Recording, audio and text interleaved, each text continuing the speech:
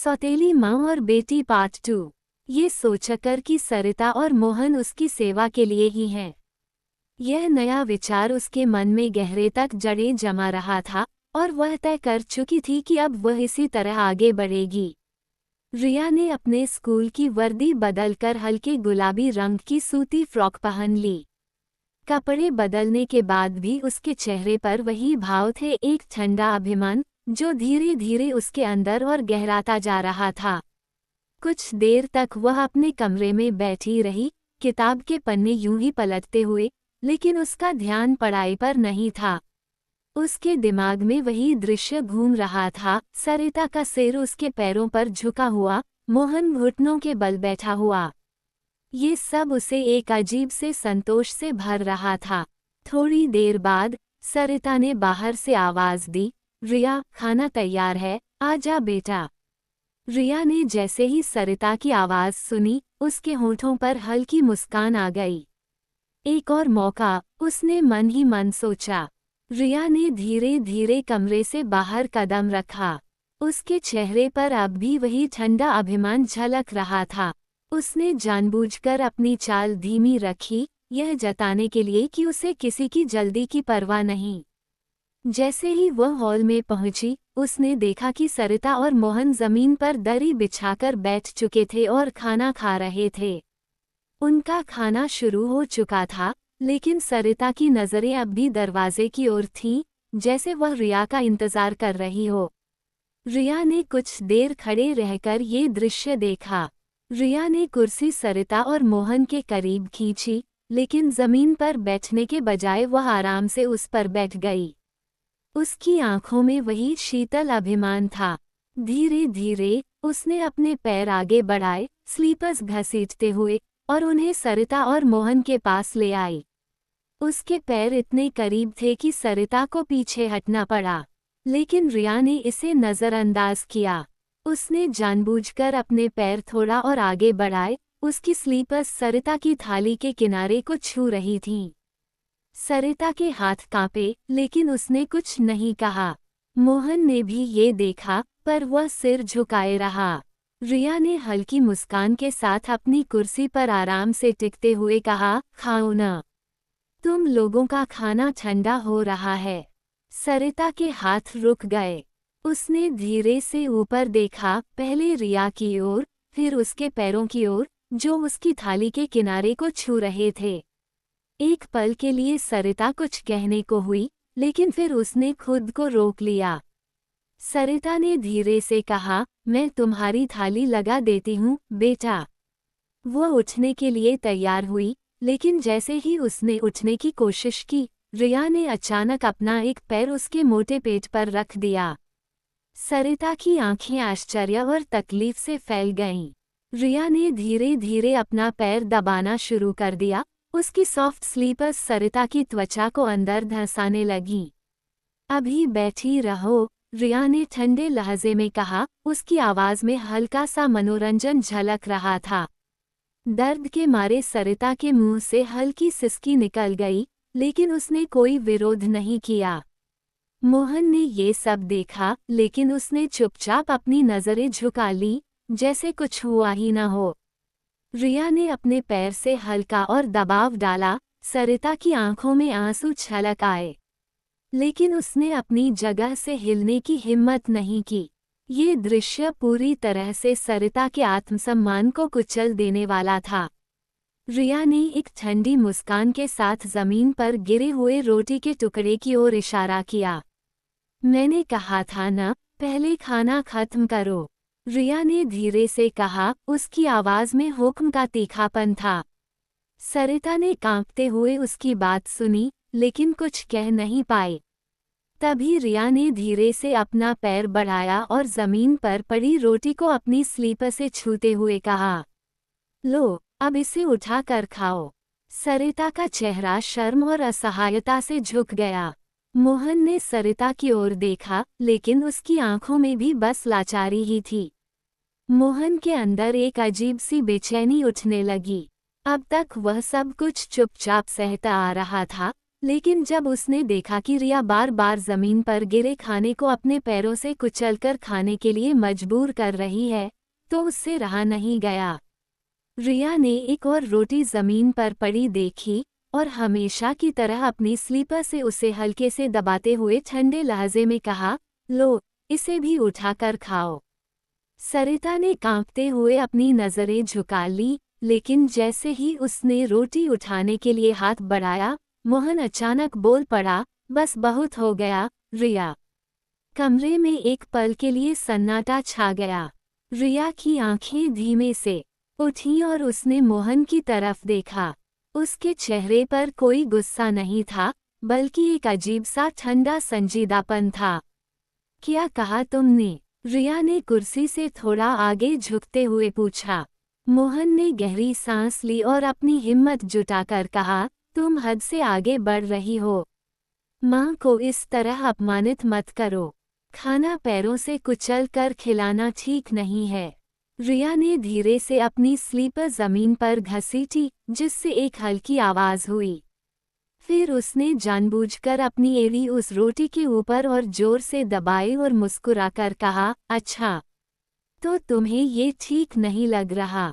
मोहन की मुट्ठियां भींच गईं, लेकिन वो कुछ बोल नहीं पाया। सरिता घबराकर उसकी ओर देखने लगी, जैसे उसे डर हो कि ये विरोध कहीं उनके लिए और बड़ी सजा न बन जाए। रिया ने अपनी स्लीपर जमीन से हटाए और धीरे से सिर हिलाया, अगर तुम्हें इतना बुरा लग रहा है, तो ठीक है। अब ये रोटी तुम खाओ। मोहन का चेहरा गुस्से से लाल हो गया। उसने घूरकर रिया की तरफ देखा, लेकिन रिया बिल्कुल शांत थी। वो अपनी कुर्सी पर आराम से बैठी थी, जैसे ये सब सिर्फ एक खेल हो। सरिता का चेहरा एकदम डर से सफेद पड़ गया। उसने घबराकर रिया की तरफ देखा, फिर मोहन की ओर। मोहन की मुट्ठियां अब भी भींची हुई थीं, लेकिन वह चुप था। रिया ने अपनी कुर्सी से थोड़ा झुकते हुए ठंडे स्वर में कहा, अगर तुमने ये नहीं खाया, तो मैं पापा से कह दूंगी कि तुम दोनों को घर से निकाल दें। सोच लो, कहाँ जाओगे फिर? सरिता की आंखों में आंसू आ गए।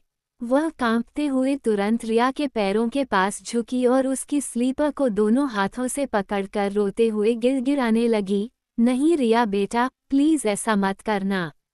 हम कहाँ जाएंगे? हमारी कोई और जगह नहीं है। हम तुम्हारी हर बात मान लेंगे, बस हमें घर से मत निकलवाना। रिया ने एक लंबी सांस ली और अपनी स्लीपर को हल्के से आगे बढ़ाया, जिससे सरिता का सिर और झुक गया। तो फिर? रिया ने हल्के से पूछा, जैसे ये सब सिर्फ एक सौदा हो। सरिता ने अपने आंसू पोंछे और धीरे से जमीन पर पड़ी रोटी की ओर देखा। मोहन अभी भी गुस्से से भरा खड़ा था, लेकिन अपनी मां को इस तरह झुके हुए देखकर उसका विरोध भी पिघलने लगा। रिया ने धीरे से अपनी एड़ी सरिता के हाथ पर रख दी और हल्का दबाव डालते हुए कहा, अगर तुम दोनों मेरी बात मानते हो, तो अब आगे से बिना किसी सवाल के जो कहूंगी, वो करोगे। सरिता ने बिना सोचे सिर हिला दिया, हाँ बेटा, हाँ। हम करेंगे, बस हमें मत निकालो। रिया ने एक हल्की मुस्कान दी, फिर मोहन की ओर देखा। अब तुम्हारा क्या फैसला है? उसने ठंडे स्वर में पूछा। मोहन ने धीरे धीरे सिर झुकाया, उसकी आंखों में गुस्सा, बेबसी और अपमान के मिले जुले भाव थे। लेकिन कोई और चारा न देखकर उसने कांपते हाथों से जमीन से वो रोटी उठाई और धीरे धीरे उसे खाने लगा। रिया ने ये दृश्य देखकर एक संतुष्ट मुस्कान दी। गुड बॉय, उसने हल्के मजाकिया अंदाज में कहा, लेकिन उसकी आंखों में गहरी कठोरता थी। फिर अपनी कुर्सी पर थोड़ा और सहज होते हुए उसने अपने एक पैर को उठाया और सरिता के सिर पर रख दिया। सरिता की पूरी देह झंझना गई। उसका सिर झुका हुआ था और अब रिया की स्लीपर उसके बालों को दबा रही थी। अब उठो और मुझे खाना परोस कर दो, रिया ने ठंडे स्वर में आदेश दिया। सरिता ने तुरंत सिर हिलाया, रिया के पैरों के नीचे से अपना सिर निकालकर धीरे धीरे खड़ी हुई और बिना कोई शिकायत किए किचन की ओर बढ़ गई। उसके चेहरे पर अपमान और बेबसी की लकीरें साफ दिख रही थीं, लेकिन उसकी आंखों में एक अजीब सा खालीपन था, मानो वह अंदर से पूरी तरह टूट चुकी हो। मोहन अब भी वहीं बैठा था, अपनी मुट्ठियां भींचे, लेकिन बोलने की हिम्मत नहीं कर पा रहा था। रिया ने अपना एक पैर हल्के से झुलाते हुए मुस्कुराकर कहा, अब यह आदत डाल लो मोहन। अब हर चीज मेरे हिसाब से ही चलेगी। सरिता ने थाली में रिया का खाना लगाया और उसके सामने रख दिया। उसकी उंगलियां हल्के हल्के कांप रही थीं, लेकिन उसने खुद को संभाल लिया। रिया ने एक नज़र थाली पर डाली, फिर धीरे से अपनी स्लीपर को जमीन पर ठक ठक किया, मानो कुछ सोच रही हो। बस, खड़े खड़े क्या देख रही हो? अब यहाँ खड़ी रहो और ध्यान रखो कि मुझे कुछ और चाहिए तो तुरंत देना, रिया ने अपने ठंडे लहजे में कहा। सरिता बिना कुछ कहे सिर झुकाए वहीं एक मूर्ति की तरह खड़ी हो गई। उसकी आंखें नीचे थीं और चेहरा भावहीन। मोहन ने एक क्षण के लिए अपनी मां की ओर देखा, लेकिन उसने कुछ नहीं कहा। रिया ने धीरे धीरे खाना खाना शुरू किया, हर निवाला आराम से चबाते हुए, जैसे वह इस पूरे अपमान के खेल को और लंबा खींचना चाहती हो। बीच बीच में वह सरिता की ओर देख लेती, लेकिन कुछ कहती नहीं, बस उसकी उपस्थिति को अपने अधिकार में होने का एहसास भर रही थी। कमरे में सन्नाटा था, सिर्फ चम्मच की आवाज और रिया की स्लीपरों की धीमी आहट गूंज रही थी। रिया ने इत्मीनान से खाना खत्म किया और अपनी कुर्सी से पीछे टिक गई। उसने हल्के से अपनी स्लीपर जमीन पर पटकी और अपनी ठंडी नज़रें सरिता और मोहन पर टिका दी। तुम दोनों को अब तक ये समझ आ जाना चाहिए कि तुम्हारी असली जगह कहाँ है, रिया ने बेरुखी से कहा। सरिता और मोहन सिर झुकाए खड़े रहे। उनकी आंखों में अपमान और बेबसी झलक रही थी, लेकिन वे कुछ कह नहीं सकते थे। रिया ने अपनी स्लीपर से जमीन पर एक हल्की आहट पैदा की और व्यंग्यात्मक लहजे में कहा, तुम दोनों की जिंदगी का मकसद अब बस एक ही है, मेरे पैरों तले दबे रहना। समझे? वो उठी और धीरे धीरे टहलने लगी, जैसे कोई रानी अपने गुलामों को हुक्म सुना रही हो। मुझे देखने की भी हिम्मत मत करना। तुम दोनों का अस्तित्व सिर्फ मेरे आराम के लिए है। तुम्हें सिर्फ वही करना है जो मैं चाहती हूँ। अब जमीन पर बैठ जाओ, जहाँ तुम्हारी सही जगह है, रिया ने हुक्म दिया। उसकी आवाज में कोई नरमी नहीं थी। वह सरिता के करीब आए और हल्के से अपना पैर उसके कंधे पर रख दिया। तुम्हें क्या लगा था कि तुम मेरी माँ बनने की कोशिश करोगी और मैं तुम्हें इज्जत दूंगी? हाँ, तुम जैसी औरत मेरे जैसी लड़की की माँ बनने के काबिल कभी थी ही नहीं। तुम बस एक ज़रूरत हो, एक चीज़ जो मेरी सेवा करेगी, मेरे पैरों के नीचे दबी रहेगी। सरिता की आंखों में आंसू छलक आए, लेकिन उसने सिर झुकाए रखा। रिया अब मोहन की तरफ मुड़ी। और तुम, देखो, तुम्हारी क्या हालत कर दी मैंने। जब चाहूँ तुम्हें जलील कर सकती हूँ, जब चाहूँ तुम्हें गिरा सकती हूँ। तुम्हारी हिम्मत कैसे हुई मुझसे सवाल करने की? अब से तुम भी सिर्फ एक गुलाम हो, जो मेरे इशारों पर चलेगा। उसने अपनी स्लीपर से जमीन पर हल्की आहट की और आदेश भरे स्वर में कहा, अब नीचे गिरो और मेरे पैरों को छुओ। हमेशा याद रखना, तुम्हारी पूरी जिंदगी मेरे पैरों तले बीतेगी। जैसे ही मोहन ने कांपते हुए रिया के पैरों को छुआ, रिया ने हल्की मुस्कान के साथ अपनी एड़ी उठाए और अपनी स्लीपर को थोड़ा झटका। अरे, लगता है मेरी स्लीपर के नीचे कुछ चिपक गया है, उसने घृणा भरे लहजे में कहा, फिर अपनी स्लीपर का तलवा मोहन के सामने कर दिया। ये सब्जी का टुकड़ा अंदर चिपक गया है, इसे अपनी जबान से साफ करो, रिया ने ठंडे मगर सख्त लहजे में आदेश दिया, मानो यह एक सामान्य बात हो। मोहन का चेहरा शर्म और अपमान से लाल हो गया। उसकी आंखों में आंसू थे, लेकिन वह कुछ बोल नहीं पाया। पास खड़ी सरिता ने भी कांपते हुए रिया की ओर देखा, लेकिन उसके चेहरे पर कोई दया नहीं थी, सिर्फ एक अहंकारी संतोष था। मोहन ने अपनी हिम्मत जुटाकर रिया की ओर देखा, उसकी आंखों में गुस्सा और बेबसी थी। उसने गहरी सांस ली और कांपती आवाज में कहा, रिया, ये तुम क्या कर रही हो? तुम्हें समझ भी आता है कि ये कितना गलत है? रिया ने हल्के से सिर झुकाकर उसकी ओर देखा, लेकिन उसके चेहरे पर कोई पछतावा नहीं था, सिर्फ ठंडी बेरुखी थी। मोहन ने आगे कहा, तुम अब बच्ची नहीं हो। तुम 18 साल से ज्यादा की हो, 12वीं कक्षा में पढ़ती हो। यही सब सीखने के लिए तुम पढ़ाई कर रही हो। रिया ने हल्की मुस्कान के साथ अपनी स्लीपर जमीन पर घसीटी, जिससे एक धीमी आवाज हुई। फिर वह थोड़ी झुकी और सख्त लहजे में बोली, अच्छा, तो अब तुम मुझे सिखाओगे कि मुझे क्या करना चाहिए? मोहन ने गुस्से से कहा, मैं तुम्हें सिखाने की कोशिश नहीं कर रहा, मैं बस इतना कह रहा हूँ कि ये जो कर रही हो, वो इंसानियत के खिलाफ है। तुम्हारे अंदर जरा भी संवेदना बची है या नहीं? रिया की आंखें सिकुड़ गईं। उसने एक पल के लिए मोहन को घूरा, फिर ठंडे स्वर में बोली, संवेदना? ये शब्द तुमसे सुनकर बड़ा अजीब लग रहा है। अच्छा चलो, एक और मौका देती हूँ तुम्हें, या तो जो कहा है वो करो, या फिर घर छोड़ने के लिए तैयार हो जाओ। मोहन ने जब ये सुना, तो उसकी आंखों में आक्रोश के साथ साथ घबराहट भी झलकने लगी। वो समझ गया कि रिया अपनी बात से पीछे हटने वाली नहीं है। सरिता, जो अब तक चुप थी, घबराकर रिया के पैरों के पास झुक गई और कांपती आवाज में बोली, प्लीज रिया, ऐसा मत कर। रिया ने उसकी ओर देखा, फिर अपने पैर को हल्का सा उठाया और मोहन के सामने कर दिया। अब भी सोच रहे हो, या खुद ही फैसला कर लिया? मोहन का चेहरा शर्म और अपमान से तमतमा उठा। उसकी मुट्ठियां भींच गईं, लेकिन वह कुछ कर नहीं सकता था। रिया के शब्द उसके कानों में गूंज रहे थे, या तो करो, या घर छोड़ने के लिए तैयार हो जाओ। उसने धीरे धीरे अपनी नजरें झुकाईं। उसकी सांसें तेज हो गईं, और हल्की घबराहट उसके चेहरे पर साफ झलक रही थी।